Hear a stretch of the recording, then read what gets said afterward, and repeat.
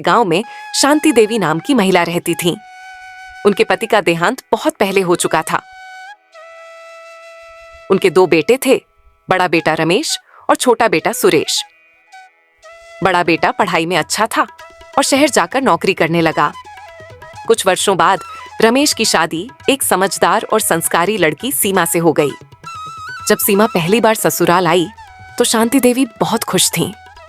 उन्हें लगा था कि बहू घर आने से उनका अकेलापन दूर हो जाएगा। लेकिन कुछ ही दिनों में छोटी छोटी बातों पर तकरार शुरू हो गई।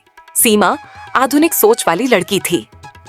वह घर के कामों के साथ साथ पढ़ाई भी करना चाहती थी और आगे नौकरी करने का सपना देखती थी, जबकि शांति देवी परंपरागत सोच की थीं।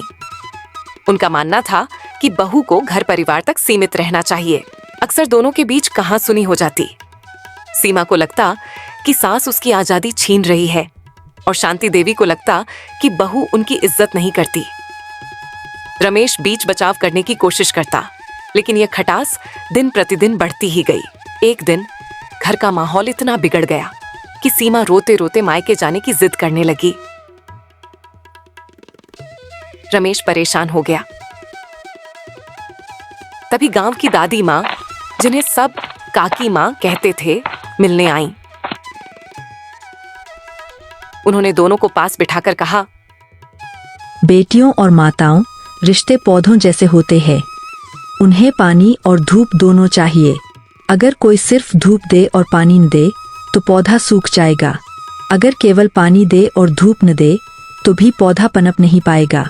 रिश्तों में प्यार और सम्मान दोनों जरूरी है। सीमा और शांति देवी चुपचाप सुनती रहीं। काकी माँ ने सीमा से कहा, बिटिया, तू पढ़ी लिखी है, अच्छी बात है, पर सास माँ की तरह होती है। जैसे तू अपनी माँ को मान देती है, वैसे ही इन्हें भी मान देना चाहिए। फिर शांति देवी से बोली, बहू भी घर की बेटी जैसी होती है, उसे अपनी खुशियाँ जीने दो। अगर यह आगे पढ़ना चाहती है या नौकरी करना चाहती है तो यह पूरे परिवार का मान बढ़ाएगी। इन शब्दों ने दोनों के दिल को छू लिया। सीमा ने तय किया कि वह अपनी सास की इज्जत करेगी और छोटी छोटी बातों पर बहस नहीं करेगी। दूसरी ओर शांति देवी ने भी सोचा कि बहू को उसके सपनों के लिए प्रोत्साहित करेंगी। धीरे धीरे माहौल बदलने लगा। सीमा सुबह घर का काम निपट कर पढ़ाई करती और शाम को सास के साथ बैठकर बातें करती।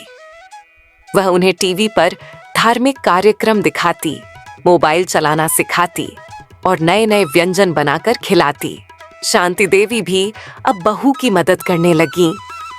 अगर किसी दिन सीमा को पढ़ाई के कारण देर हो जाती तो शांति देवी खुद खाना बना देती। गांव की औरतें हैरान होती कि जहां पहले इस घर से झगड़े की आवाजें आती थीं, वहीं अब हंसी खुशी का माहौल था। 2 साल बाद सीमा ने शिक्षक बनने की परीक्षा पास कर ली और गांव के ही स्कूल में अध्यापिका बन गई। उसकी इस उपलब्धि पर सबसे ज्यादा गर्व शांति देवी को था। वे हर किसी से कहती, यह मेरी बेटी है जिसने हमारे घर का नाम रोशन किया। सीमा भी सबके सामने सास को माँ कहकर पुकारती। धीरे धीरे उनके रिश्ते में इतना प्रेम और विश्वास हो गया कि लोग मिसाल देने लगे, अगर सास बहू ऐसे रहें तो घर स्वर्ग बन जाता है।